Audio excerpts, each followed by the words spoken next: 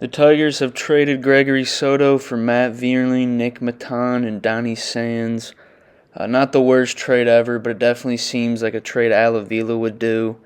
I just feel like we could have gotten so much more for a guy like Soto, throwing 100 to 102 from the left-hand side with a really solid slider and changeup that just needed time to fix location on them. And I really feel we could have developed him and kept him in our system for a lot longer. We had 3 more years of service time before we had to pay him as well.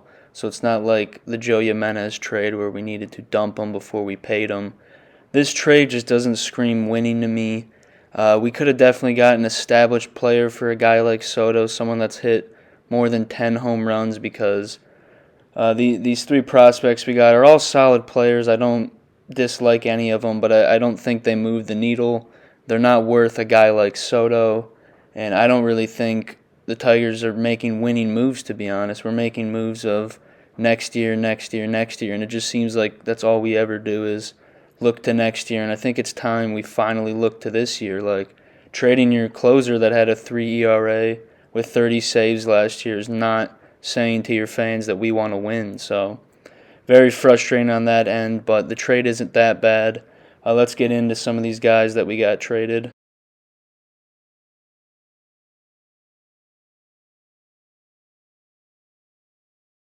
I think the best player we traded for was Nick Maton. In 34 games last year, he hit 5 home runs, batted .250 with 17 RBIs and a .341 on-base percentage.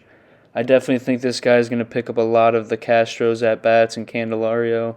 Expect him to play about 100 to 120 games unless we make a trade for a different infielder.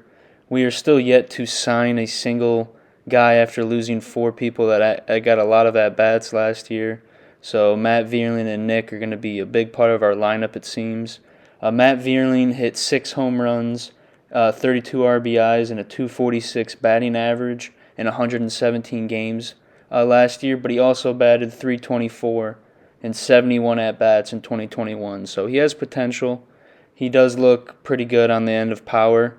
Not the best contact-wise, but he definitely can hit the ball pretty hard.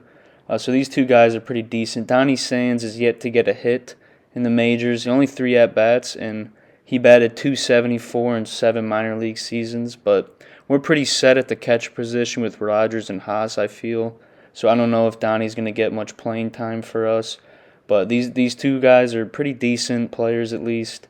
Definitely could have done better than that. I would like a guy that's almost been close to an all-star at least for Soto, because these 2 guys are not going to make your team into a championship-winning team, and I feel like that should be the goal when you're making trades.